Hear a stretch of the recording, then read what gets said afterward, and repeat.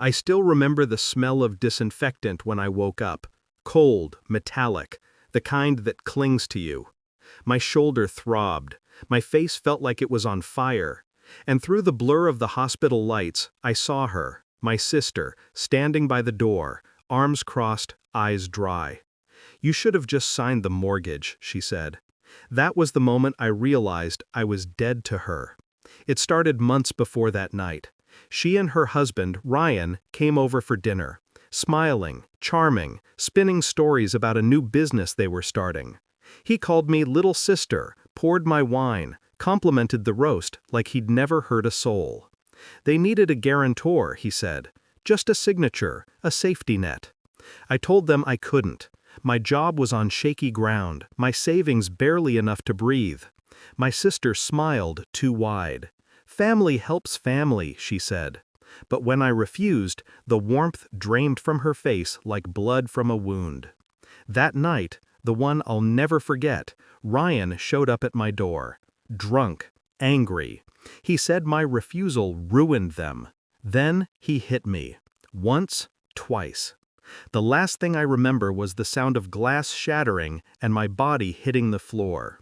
When I woke, my face was swollen, my shoulder dislocated, and my sister was telling me it was my fault.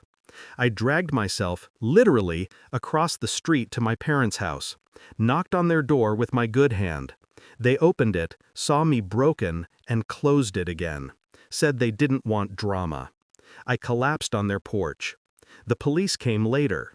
The neighbors called. They saw the bruises, the blood, the limp in my arm.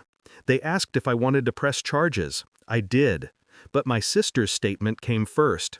She said I attacked him, that I was jealous of their marriage.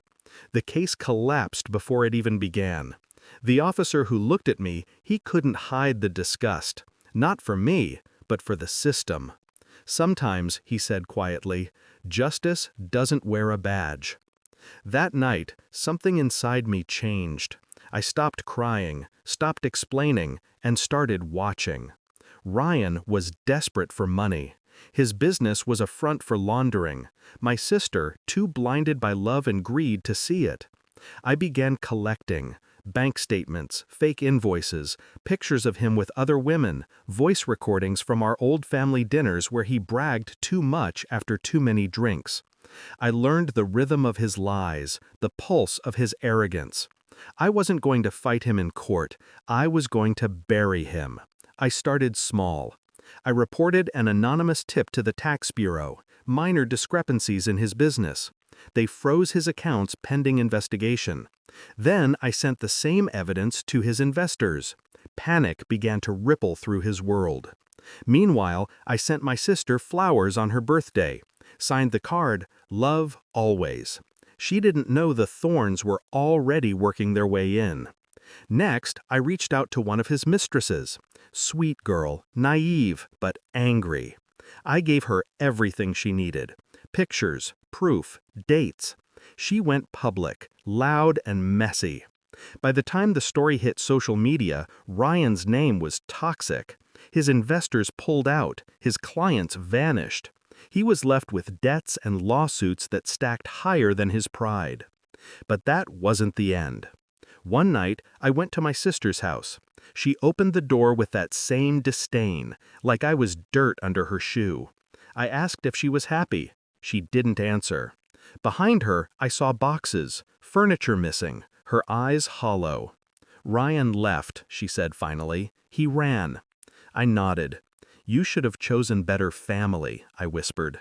That's when the police cars arrived, sirens flashing blue and red across her face. She turned to me confused. "What did you do?" I smiled. "I just told the truth." Because the last file I sent wasn't to the media, it was to the police. Every fake invoice, every transfer, every name he used. They traced it back to her account. She'd been signing papers for him, laundering without knowing.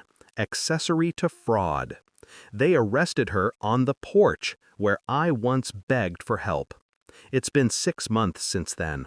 I got a job in another city, changed my number, started sleeping again. Sometimes I see her name in the news, court hearings, postponed trials.